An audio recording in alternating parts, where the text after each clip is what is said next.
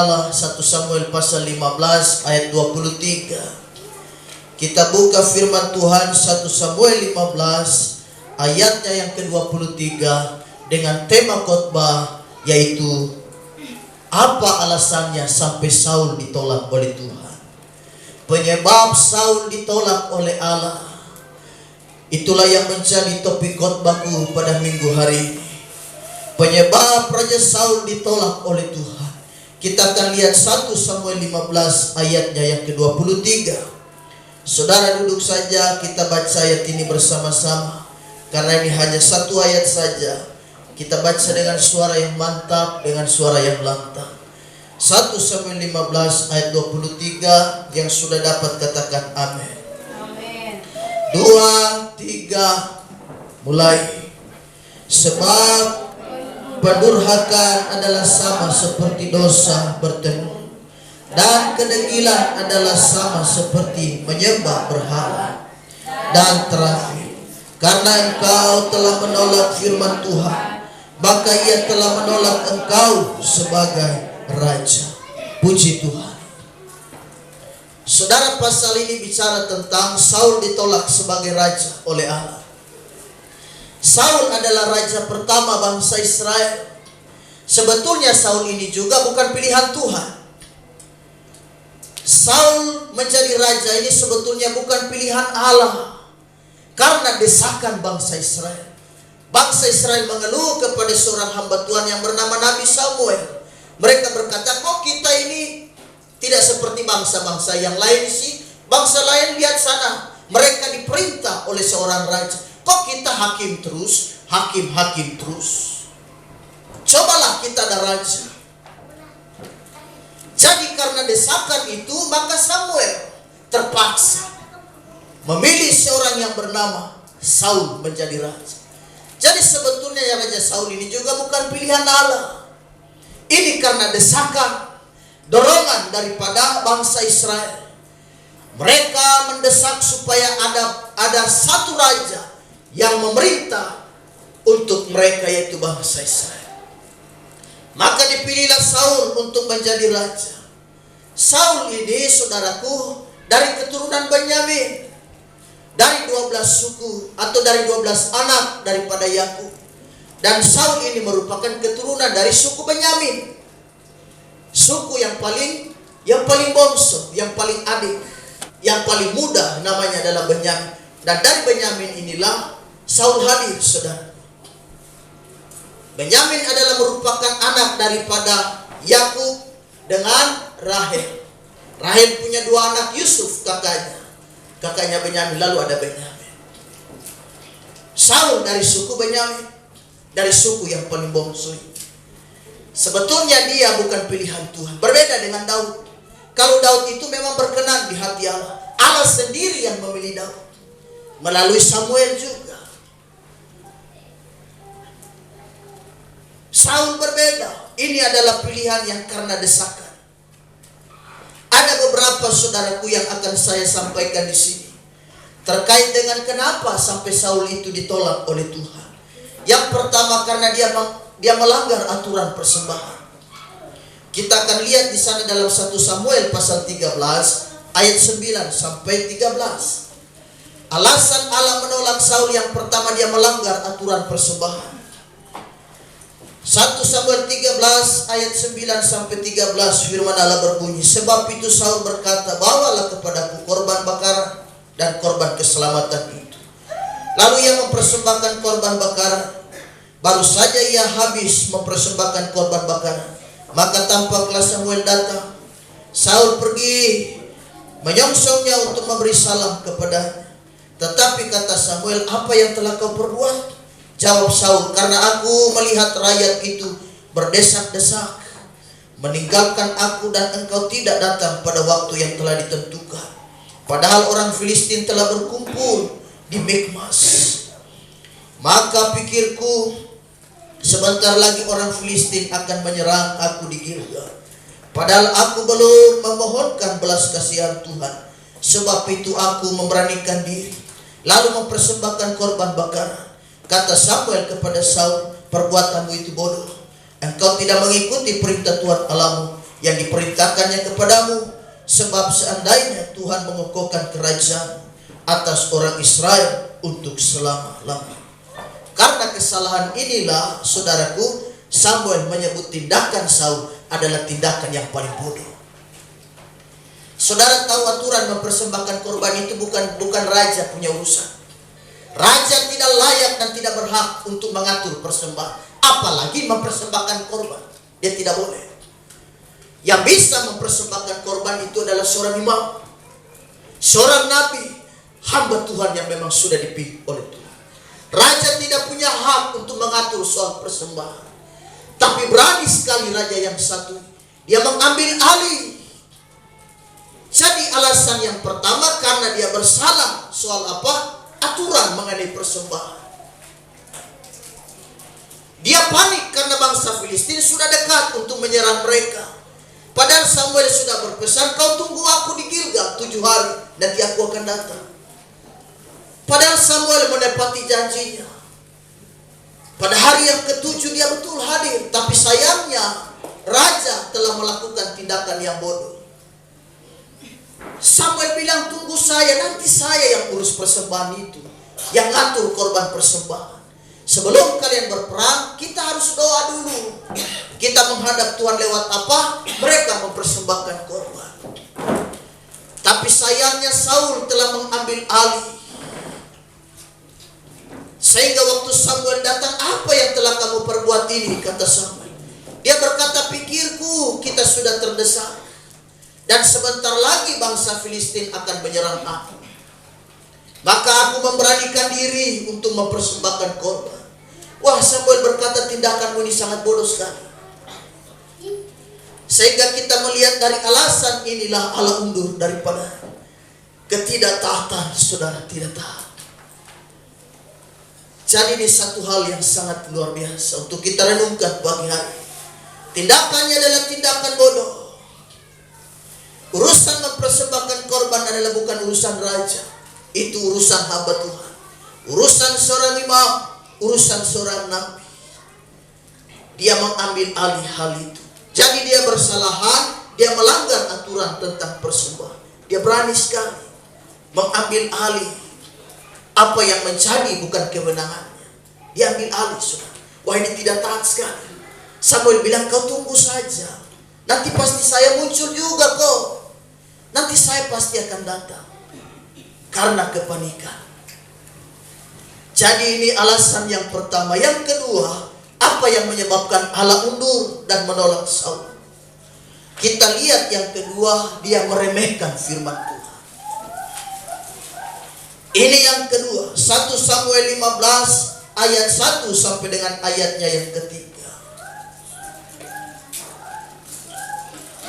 1 Samuel 15 ayat 1 sampai 3, berkatalah Samuel kepada Saul, aku telah diutus oleh Tuhan untuk mengurapi engkau menjadi raja atas Israel, umatnya. Oleh sebab itu dengarkanlah bunyi firman Tuhan.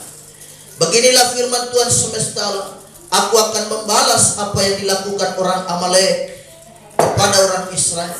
Karena orang Amalek menghalang-halangi mereka ketika orang Israel pergi dari Mesir. Jadi pergilah sekarang, kalahkanlah orang Amalek, tumpaslah segala yang ada padanya, dan janganlah ada belas kasihan kepadanya. Bunuhlah semuanya, laki-laki maupun perempuan, kanak-kanak maupun anak-anak yang menyusu, lembu maupun domba, unta maupun keledai. Rasanya perintah ini terlalu kejam sekali kalau kita baca. Tidak ada belas kasihan, kata Tuhan. Tidak perlu ada ampun. Baik-baik yang menyusu, pantai, bunuh. Rasanya perintah Tuhan ini kejam sekali. Tetapi itulah merupakan instruksi dari Allah. Harus menumpas bangsa Amalek. Saudara tahu bangsa Amalek ini bangsa yang paling bengis. Karenanya Tuhan suruh kasih habis mereka. Bangsa Amalek adalah bangsa yang paling kejam. Mereka suka menyerang lawannya itu secara diam-diam. Dan selalu menyerang dari belakang. Saat umat atau saat bangsa itu mereka tak berdaya atau mereka kelelahan. Jadi bangsa Amalek ini memang sengaja Allah untuk suruh mereka untuk memusnahkan. Mari kita kita lihat kejahatan bangsa Amalek ini. Kenapa sampai Allah perintahkan untuk supaya bisa menumpas mereka? Ulangan pasal 25 ayat 17 sampai dengan ayat 19. Firman Tuhan berkata, ingatlah apa yang dilakukan orang Amalek kepadamu pada waktu perjalananmu keluar dari Mesir, bahwa engkau didatangi mereka di jalan dan semua orang lemah pada barisan belakangmu, dihantam mereka, sedang engkau lelah dan lesu. Mereka tidak takut akan Allah. Maka apabila Tuhan Allahmu sudah mengurniakan keamanan kepadamu daripada segala musuhmu di sekeliling, di negeri yang diberikan Tuhan Allahmu kepadamu untuk dimiliki sebagai milik pusaka, maka haruslah engkau menghapuskan ingatan kepada Amalek dari kolong langit. Janganlah lupa, kata Tuhan. Kau harus dihapus, harus dibinasakan bangsa ini, karena mereka adalah bangsa yang menghalang-halangi waktu bangsa Israel dalam perjalanan keluar dari Mesir. Mereka ini bangsa yang tidak segan-segan juga mereka membunuh. Tidak pandang bulu kalau mereka membunuh di bangsa Amalek ini. Jadi mau anak ke, mau ibu-ibu ke, siapapun, kalau mereka berjumpa dengan mereka, pasti mereka akan tumpas. Karena itu Allah perintahkan supaya musnahkan bangsa ini. Dan itu perintah Allah kepada siapa? Raja Saul. Tapi sayangnya Saul tidak konsisten dengan firman Allah. Betul dia menyerang Amalek, betul dia melakukan tindakannya yaitu menyerbu dan menumpas bangsa Amalek. Tapi sayangnya kambing lembu domba yang terbaik dia sembunyikan, dia ambil untuk dirinya. Bukan hanya itu, Agag raja orang Amalek ini dia tidak bunuh, dibiarkan hidup. Wah, sayang sekali. Dia tidak konsisten pada perintah Tuhan. Padahal Tuhan berkata, habisi semua apa yang ada pada mereka, musnahkan. Tapi karena dia gelap mata, lihat lembu, lihat hewan-hewan terbaik bangsa Amalek, wah dia simpan. Jangan dibunuh, simpan. Sembunyi. Untuk apa? Untuk dirinya pribadi. Si Agag raja orang Amalek itu juga dia tidak bunuh, dia biarkan hidup. Allah marah sekali. Jadi yang pertama kita melihat kesalahannya adalah dia melanggar suara aturan persembahan. Dan yang kedua dia tidak taat pada firman Tuhan. Dia tidak taat pada perintah Allah. Saya dan saudara, mari kita belajar setia. Siapa yang meremehkan firman akan mendapatkan hukuman, kata firman Tuhan. Kita taat pada firman Allah. Kita amini bahwa firman itu sanggup mengubah hidup kita. Firman Allah lah yang sanggup mengubah hidup saya dan saudara. Firman Allah sanggup mengubah si pembunuh menjadi seorang hamba Tuhan yang baik. Contoh seperti Paulus. Firman Allah sanggup mengubah si perempuan yang tidak baik, perempuan Samaria, menjadi seorang perempuan yang memberitakan firman. Dan bahkan dia menyelamatkan seluruh kota Samaria dan mengenal Mesias, Kristus adalah Tuhan. Jadi firman Allah memberikan kekuatan untuk kita semua. Saul meremehkan firman Allah. Yang ketiga, apa yang menjadi alasan Saul ditolak oleh Allah? Yang ketiga, iri hati.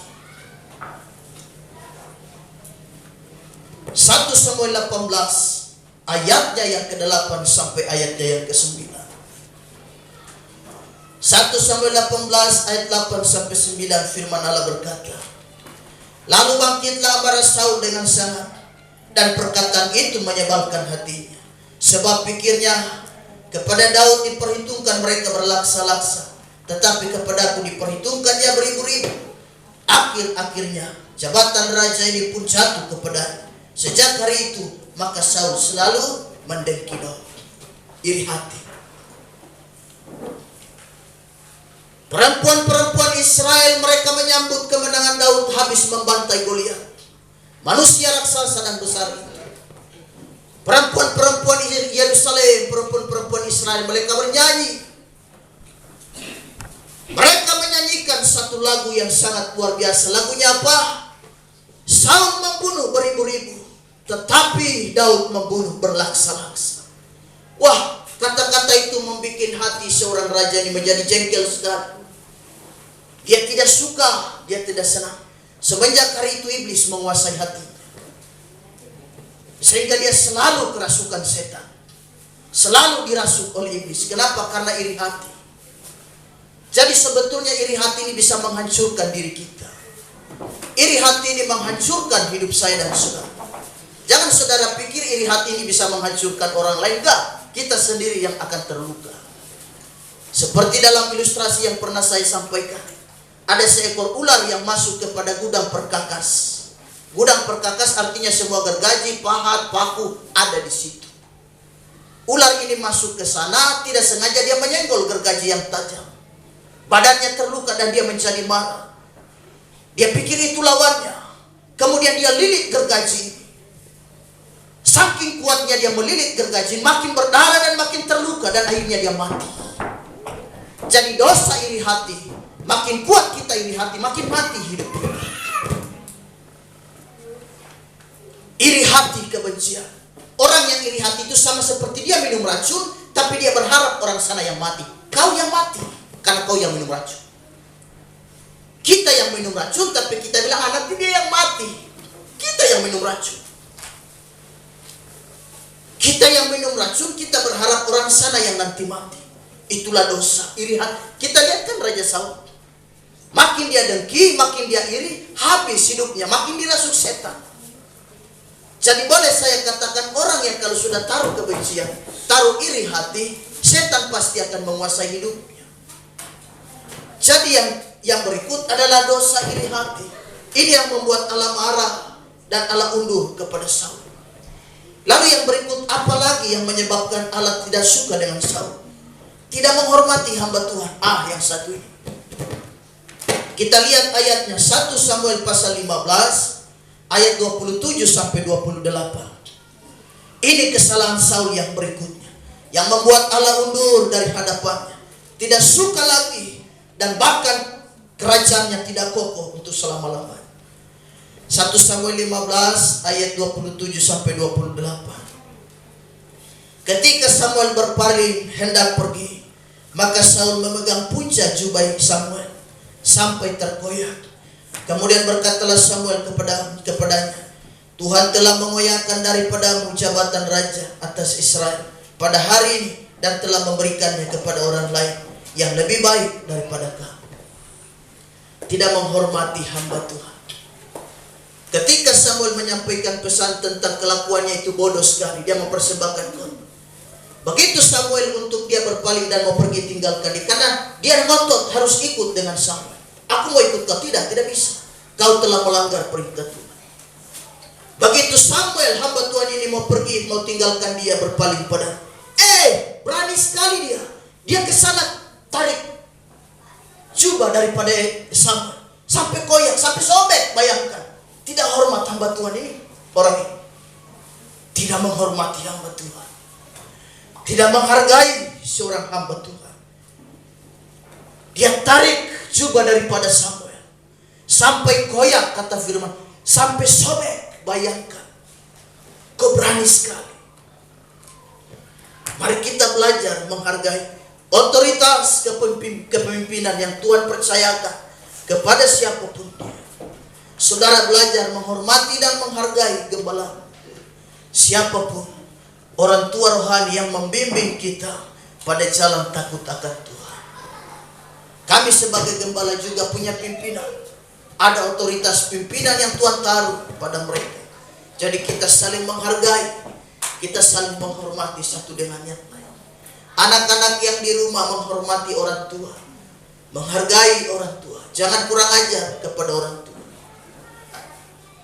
10 hukum yang berkata dalam Keluaran pasal 20. Kita melihat bahwa hormati bapak ibumu supaya lanjut usia.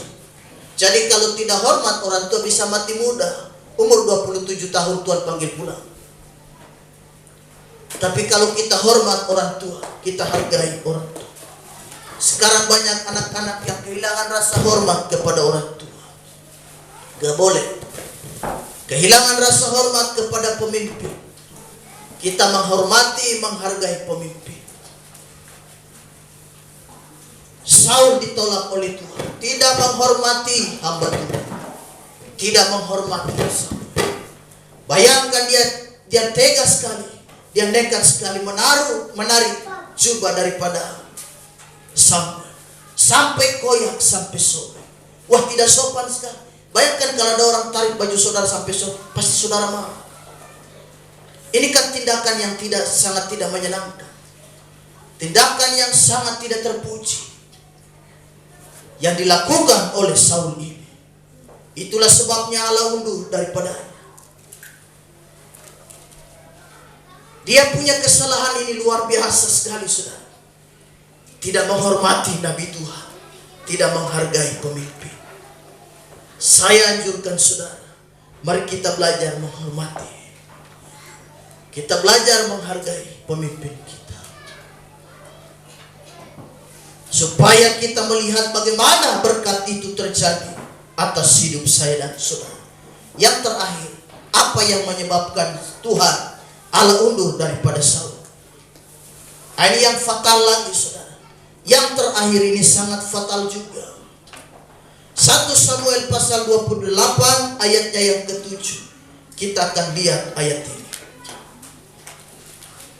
1 Samuel 28 ayatnya yang ke-7, firman Allah berkata, lalu berkatalah Saul kepada para pegawainya, carilah bagiku seorang perempuan yang sanggup memanggil arwah, maka aku akan hendak pergi kepadanya dan meminta petunjuk kepadanya. Para pegawainya menjawab dia, di Endor ada seorang perempuan yang sanggup memanggil arwah. Yang terakhir, yang fatal, yang Allah marah dan menolak dia, dukun. Saul berdukun kepada seorang pemanggil arwah. Kenapa dia cari dukun? Allah sudah undur. Allah tidak suka lagi dengan dia. Sehingga ketika menghadapi peperangan, dia mau tanya Tuhan, Tuhan tidak jawab. Tuhan sudah tidak mau lagi bicara kepada dia. Entah melalui perantaraan lewat nabi kah, lewat siapapun, Allah sudah tidak mau berbicara. Roh Allah sudah undur daripada Saul.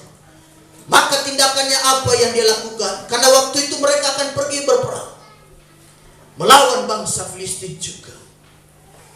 Maka dia cari petunjuk lewat apa? Lewat dia berdukun kepada seorang perempuan. Dia berkata, tolong carikan aku seorang yang sanggup untuk memanggil arwah. Karena Samuel sudah mati, saudara. Mau bertanya ke siapa lagi? Samuel sudah mati dan dikubur di tanah kelahirannya itu di Rama, di tempatnya. Samuel sudah mati. Saul berkata, tolong carikan saya dukun yang sanggup membangkitkan dan memanggil arwah siapa? Arwahnya Samuel. Jadi kalau Samuel muncul, maka kita bisa bertanya pada dia dong, kita kira-kira menang nih melawan bangsa Israel, melawan bangsa Filistin, kita menang, kira-kira menang atau kalah? Jadi itu tujuan dia. Allah sudah undur daripadanya. Karenanya dia sengaja, dia memanggil arwah, dia berdukun. Ini tindakan okultisme, berhubungan dengan dunia orang mati. Ini sangat menjijikkan, saudara. Carilah bagiku seorang yang sanggup memanggil arwah. Arwah siapa yang akan dipanggil? Arwahnya Samuel. Harus dibangun. Dan herannya perempuan dukun ini, betul, dia sanggup bisa bukan membangkitkan sih, bisa memunculkan arwah orang mati. Maka ketika mereka pergi ke Endor, betul, Samuel muncul dari dalam tanah. Tapi saudara tahu, sebetulnya itu adalah setan, bukan Samuel yang asli. Jadi jangan saya dan saudara berdukun. Jangan melakukan tindakan-tindakan konyol seperti ini. Allah marah. Setan bisa menipu kita. 2 Korintus 11 ayat 14, kita akan lihat ayat ini. 2 Korintus 11 ayatnya yang ke-14. Firman Allah berkata, hal itu tidak usah heran, tidak usah mengherankan, sebab iblis pun menyamar sebagai malaikat terang. Setan menyamar sebagai malaikat terang. Ini yang saya dan saudara-saudara mesti hati-hati. Saudara duduk di rumah bengong-bengong nih, tidak tahu bikin apa. Tiba-tiba ada bayangan bapamu lewat, kau berkata, ini papa sedang mengunjungi aku yang sedang sedih. Itu iblis.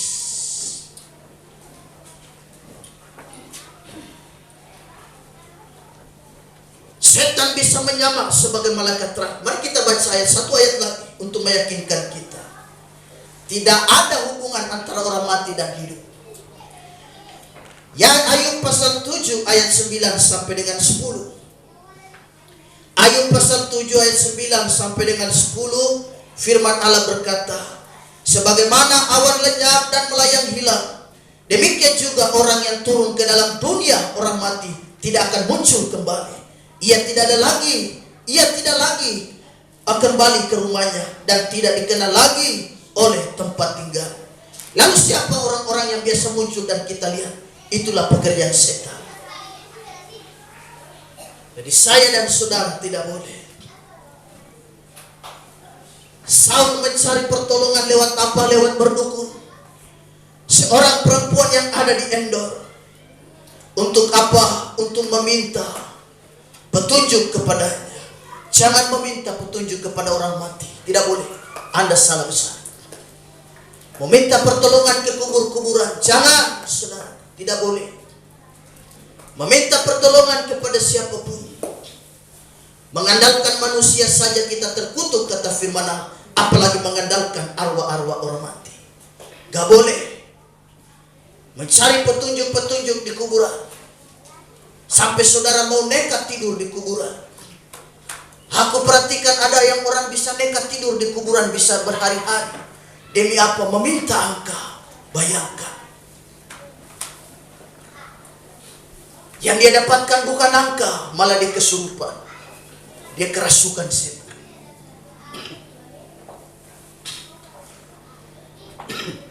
Jadi kita jangan berdukun. Jangan meminta petunjuk dan mencari pertolongan kepada siapapun. Ini dosa besar. Allah sangat marah dan ini sangat menjijikkan di mata Tuhan. Gak boleh. Saudara mau pergi doa, jangan doa di kuburan. Kau doa di gereja. Ulangan 18 ayat 10 sampai 12, firman Allah berkata, di antaramu janganlah didapati seorang yang mempersembahkan anaknya laki-laki atau anaknya perempuan sebagai korban dalam api, ataupun seorang yang menjadi petelung, seorang peramal, seorang penelaah, seorang penyihir, seorang pemantra, ataupun seorang yang bertanya kepada arwah atau kepada roh peramal, atau yang meminta petunjuk kepada orang-orang mati. Sebab setiap orang yang melakukan hal-hal ini adalah kekejian bagi Tuhan. Dan oleh karena kekejian-kekejian inilah Tuhan Allahmu menghalau mereka dari hadapan.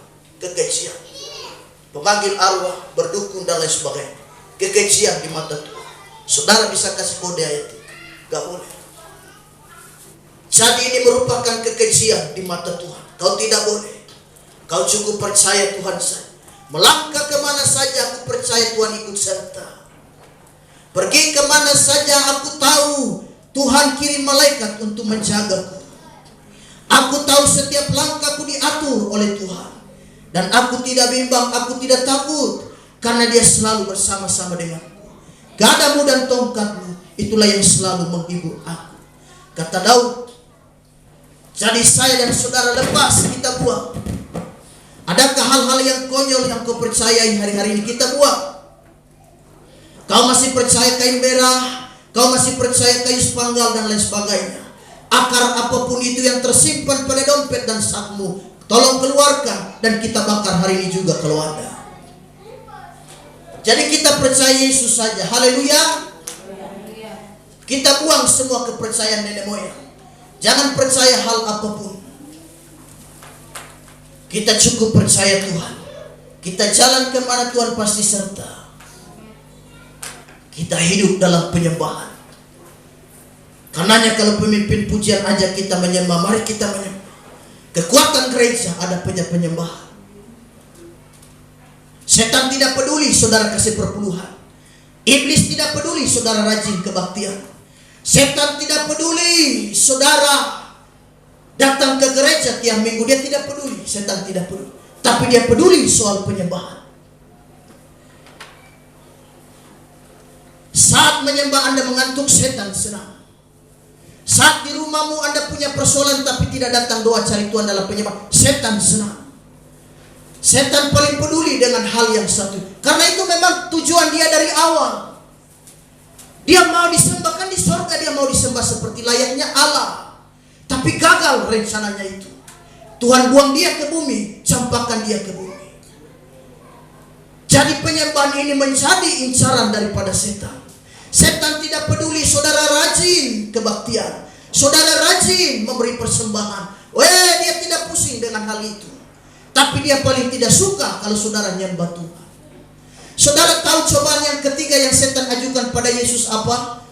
Matius 4 ayat 8 sampai 9. Seluruh kerajaan dunia ini akan kuberikan padamu jika engkau sujud kepada. Pencobaan yang terakhir yang ketiga yang ditawarkan setan soal penyembahan. Dia mau disembah seperti Tuhan. Dia perlihatkan kepada Yesus dibawa di atas bukit yang tinggi. Dia perlihatkan semua kerajaan dunia. Dia berkata, tengoklah, kau lihat semua kerajaan dunia, saya akan berikan pada asal kau sujud sembah. Bayangkan setan. Setan tidak suka dengan penyembahan. Jadi kalau saudara saat menyembah Tuhan, mari dengan kesungguhan hati. Karena ini adalah inti dari sebuah ibadah. Setan tidak peduli saudara dengan firman, tapi dia peduli. Dia sangat tidak suka kalau umatnya menyembah Tuhan. Harusnya menurut dia saja yang disembah. Jadi karena itu dekat dengan Allah, saya percaya saudara pasti akan dikuatkan. Mari menyembah Tuhan. Jangan menyembah saudara tidak suka. Angkat hatimu, angkat tanganmu, kita buka mulut. Kita menyembah Tuhan. Agungkan dia, tinggikan dia. Penyembahan ini sangat luar biasa. Kita nyembah Tuhan. Saudara masih nyembah di rumah apa tidak? Itu saudara yang bisa jawab sendiri. Saudara masih punya penyembahan di rumahmu? Masih punya penyembahan dalam doa-doa pribadimu atau tidak? Atau saudara nanti nyembah di gereja aja? Jadi saudara koreksi dirimu sendiri. Masih adakah kau doa dan cari Tuhan di rumahmu? Kau punya saat teduh pribadikah atau sudah hilangkah semua itu? Mari saya dan saudara, penyembahan ini kita tingkatkan dalam mencari Tuhan. Inilah sebuah inti daripada ibadah. Penyembah, saya pernah katakan, momen yang paling ditunggu-tunggu Tuhan dan dicari Tuhan bukan pada saat kita memberi persembahan, bukan pada saat kita mendengarkan firman Tuhan. Bapak Gembala lagi khotbah ini bisa-bisa malaikat bilang kau salah ayat, karena dia adalah sang firman Allah. Tetapi yang paling dia tunggu adalah saat umatnya menyembah Tuhan. Kenapa? Karena Tuhan hadir dan bertakhta dalam penyembahan. Firman Allah tegaskan dia hadir saat umatnya memuji dan menyembah Tuhan. Dia hadir. Jadi karena itu saya dan saudara, mari biarlah saya dan saudara kita belajar. Tuhan Yesus baik. Kita lihat Saul ditolak oleh Tuhan, Allah gak suka. Kita lihat karakter yang terakhir ini fatal sekali, berdukun. Jadi jangan kita percaya cukup kepada Tuhan saja. Ada amin jemaat kekasih.